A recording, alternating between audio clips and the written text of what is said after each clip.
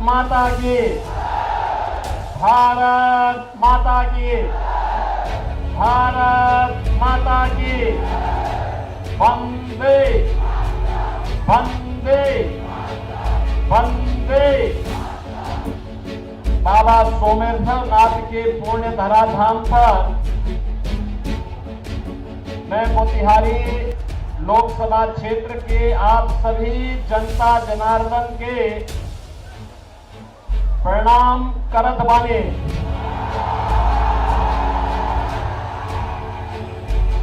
सदा नीरा नारायणी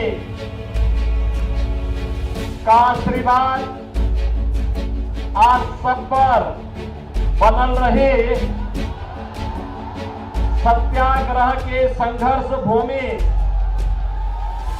माननीय प्रधानमंत्री श्री नरेंद्र मोदी के स्वच्छाग्रह के अभियान भूमि के नमन बा।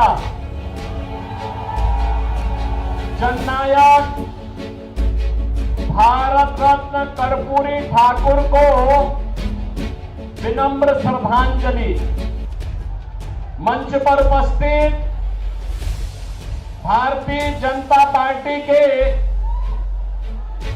लोकप्रिय सांसद और फिर से लोकसभा क्षेत्र के प्रत्याशी पूर्व केंद्रीय मंत्री राष्ट्रीय उपाध्यक्ष श्री राधा मोहन सिंह जी, बिहार सरकार के मंत्री श्री कृष्ण नंदन पासवान जी, माननीय विधायकगण श्री सुनील मणि तिवारी जी, पवन जायसवाल जी, लोजपा के अध्यक्ष श्री राजू तिवारी जी, विधान पार्षद श्री महेश्वर सिंह जी, विधायक श्रीमती शालिनी मिश्रा जी, भाजपा के नेता श्री शंभू शाह जी, राजेंद्र गुप्ता जी, रतन पटेल जी, अनिल राय जी और भारी संख्या में उपस्थित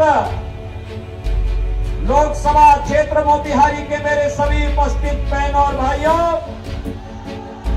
बाबा सोमेश्वर नाथ की इस पावन धरा को नमन करते हुए मैं आप सबका हृदय से अभिनंदन करता हूं, स्वागत करता हूं।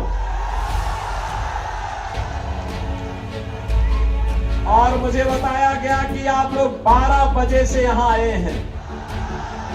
बहनों और भाइयों, पिछले 5 घंटे से इंतजार करते करते और आपके अंदर जो उत्साह है, इस उत्साह को सचमुच मैं अभिनंदन करता हूं। इसके लिए मैं आपका हृदय से आभार व्यक्त करता हूं और इसके लिए मैं राधा मोहन बाबू को कहूंगा कि चुनाव के बाद इन लोगों को अयोध्या धाम का दर्शन जरूर कराना। मैं इनका स्वागत करता हूं। बहनों भाइयों, बिहार की धरती तो हमारे लिए माता जानकी के मायके के नाते ननिहाल जैसा है और इसीलिए उत्तर प्रदेश और बिहार उसी भाव के साथ, एक आत्मीय संबंधों के साथ हजारों वर्षों के से जुड़ा हुआ है। मुझे जब भी बिहार आना होता है मुझे बहुत अच्छा लगता है, आत्मा अभिभूत होती है और आपके उत्साह को देख करके मुझे और भी आनंद की अनुभूति होती है। आज जब लोकसभा का चुनाव चल रहा है, छठे चरण का अंतिम चुनाव प्रचार का दिन है। आज सुबह सुबह मुझे पहले पुरी जाना पड़ा, वहां से फिर एक और लोकसभा सीट पर जाने के बाद मैं यहां आ रहा था, हेलीकॉप्टर दूसरी सीट पर चला गया। लेकिन दोनों स्थानों पर मुझे प्रचार करने के लिए आना था। अभी आपके बीच में आया हूं, लेकिन मैं आपसे कह सकता हूं कि 5 चरणों के चुनाव देश के अंदर हुए हैं।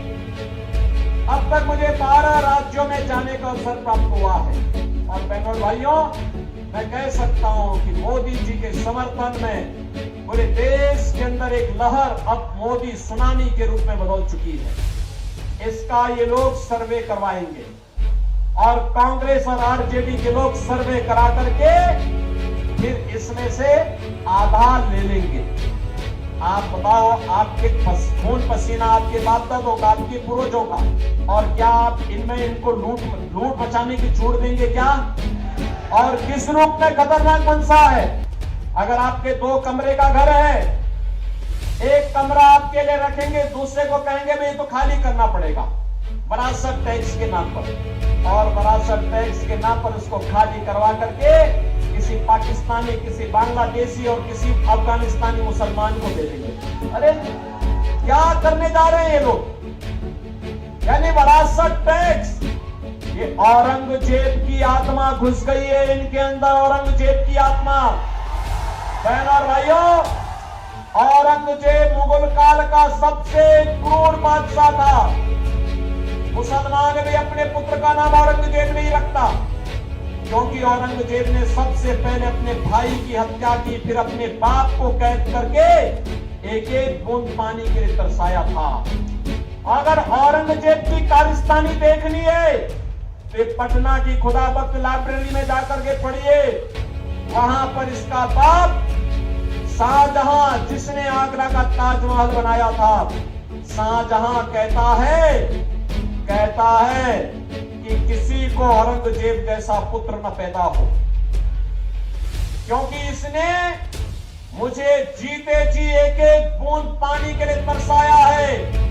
वो कहता है इससे अच्छा तो हिंदू है, अपने बड़े बुजुर्गों का सम्मान करता है और मरने के बाद उन्हें श्राद्ध और पितरों को तर्पण देकर के उनकी तृप्ति करता है। बहन और भाइयों, औरंगजेब ने हिंदुओं पर एक टैक्स लगाया था, उसका नाम था जजिया कर। क्या नाम था? जजिया कर। और जजिया कर क्या था? हिंदू या तो जजिया कर दे और नहीं तो मुसलमान बने। और आज कांग्रेस की वरासत टैक्स ये जजिया कर ही है इनका। क्या आप ये जजिया कर कांग्रेस और आरजेडी का लगाने देंगे क्या? लगाने देंगे क्या? तीसरा, इनके द्वारा कहा जा रहा है कि हम आएंगे तो पर्सनल लॉ लागू करेंगे। पर्सनल लॉ का मतलब जानते हैं आप? पर्सनल लॉ का मतलब तालिबानी शासक को फिर से लाना। बेटी स्कूल नहीं जा पाएगी, महिलाएं बाजार नहीं जा पाएंगी, बुर्के से बाहर नहीं निकल पाएंगी। कहां ले जाना चाहती है कांग्रेस और आरजेडी? बिहार को और देश को। और चौथी खतरनाक बात कहते हैं, अल्पसंख्यकों को खान पान की स्वतंत्रता देंगे। खान पान की स्वतंत्रता का मतलब उनकी रुचि का खान पान। अरे जो बहुसंख्यक खाता है वो अल्पसंख्यक भी खाता है, कोई भेद तो है नहीं। एक मुद्दे पे भेद होता है, जब कोई मुसलमान गौ कसी करता है, गौ हत्या करता है, हिंदू उग्र होकर के सामने आ जाता है, कहता है जन्म जन्म का नाता है, गाय हमारी माता है, कहता है ना। और ये कहते हैं कि हम उनको गौ कसी करने की छूट देंगे। क्या आप देंगे क्या कांग्रेस को वोट? अरे राम जन्मभूमि का मंदिर बना के जो पुण्य अर्जित किया है, वह कांग्रेस और आरजेडी को वोट देकर के पाप में मत बदलना। बहनों और भाइयों, मैं यही कहने के लिए आज आपके पास आया हूं। इसीलिए मैं आज आपके पास आया हूं कहने के लिए, राधा मोहन बाबू जैसा सीधा सरल, राधा मोहन बाबू जैसा सीधा सरल लेकिन आपकी जनता के लिए समर्पित व्यक्ति जिस भाव के साथ कार्य कर रहा है, वैसा राजनेता मिलना अत्यंत दुर्लभ है, दुर्लभ। और इसलिए बहनों और भाइयों, जनता की अदालत में हम लोग आए हैं आपसे कहने के लिए, एक ही बात कहने के लिए आए हैं कि हमें राम विरोधियों को भी नहीं आने देना है, हमें जजिया कर लगाने वालों को भी नहीं आने देना है, हमें वीआईपी कल्चर वालों को भी नहीं टिकने देना है। समझ लेना। अब मुझे बताओ, रोज रोज तो सौदेबाजी करते हैं, सौदेबाजी करते हैं, रोज पलटी मारेंगे, सौदेबाजी करेंगे, क्या आप इनको आने देंगे क्या? और फिर गौ कसी को प्रोत्साहित करने वालों को क्या आप आने देंगे क्या? मैं तो आपसे यही कहने के लिए आया हूं कि राधा मोहन बाबू तो लंबे समय से सांसद के रूप में यहाँ की जनता जनार्दन की सेवा करते हैं। मैं देखता हूं, अगर दिल्ली रहेंगे, शाम को ट्रेन में बैठेंगे, सुबह फिर दिन भर यहाँ की जनता की सेवा करके फिर शाम को यहाँ से गोरखपुर या पटना जाकर के वहां से प्लेन से फिर दिल्ली अगले दिन संसद की बैठक में भाग लेके फिर वापस अपने क्षेत्र में आते हैं, दिन भर सेवा करते हैं। बहनों और भाइयों, ऐसा जनप्रतिनिधि मिलना बहुत दुर्लभ होता है और इसीलिए आपसे मैं यही अपील करने के लिए आया हूँ, राधा मोहन बाबू को चुनाव जिता के भेजेंगे। 400 पार में ये सीट भी होनी चाहिए, होगी ना? 400 पार तभी होगा जब राधा मोहन बाबू भारी बहुमत से विजयी बनकर जाएंगे। रिकॉर्ड वोट से रिकॉर्ड बनना चाहिए। बनाएंगे रिकॉर्ड, बनाएंगे, लेकिन इसके लिए आपको एक काम करना होगा। करेंगे? मोदी जी का संदेशा है, कल एक दिन का समय आपके पास होगा। आप में से इस संदेशे को घर घर कौन कितने लोग पहुंचाएंगे? थोड़ा हाथ खड़ा करके मुझे बताओ। उधर हेलीपैड की तरफ भी काफी बड़ी संख्या में लोग खड़े हैं, इधर भी खड़े हैं, सड़क की तरफ भी खड़े हैं। कितने लोग हैं? दोनों हाथ ला के मुझे आश्वस्त करो। दोनों हाथ ला करके खड़ो, हाथ खड़े करके मुझे बताओ पहले कितने लोग हैं जो मेरे संकल्प को घर घर पहुंचाएगा?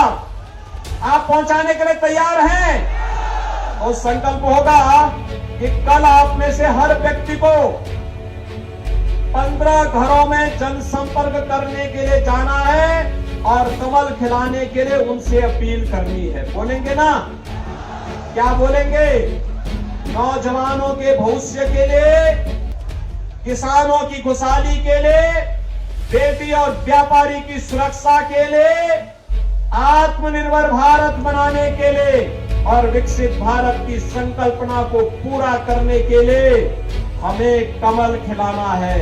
सबको बोलेंगे और जनता को संकल्प दिलाना है, जो राम को लाए हैं। बोलेंगे ना? और परसों उन सभी लोगों को मतदान कराना है। कराएंगे। मैं मतदान का प्रतिशत देखूंगा मोतिहारी में। सहमत है ना? सभी लोग सहमत हैं? तो फिर मेरे साथ बोलेंगे, भारत माता की, भारत माता की, भारत माता की जय श्री राम, जय जय श्री राम।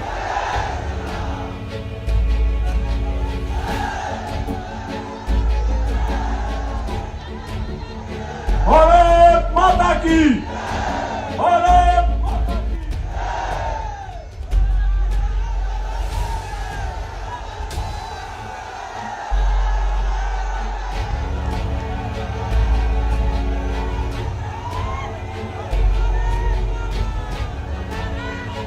भारत माता की, भारत माता की। योगी आदित्यनाथ बाबा जिंदाबाद, योगी आदित्यनाथ बाबा जी।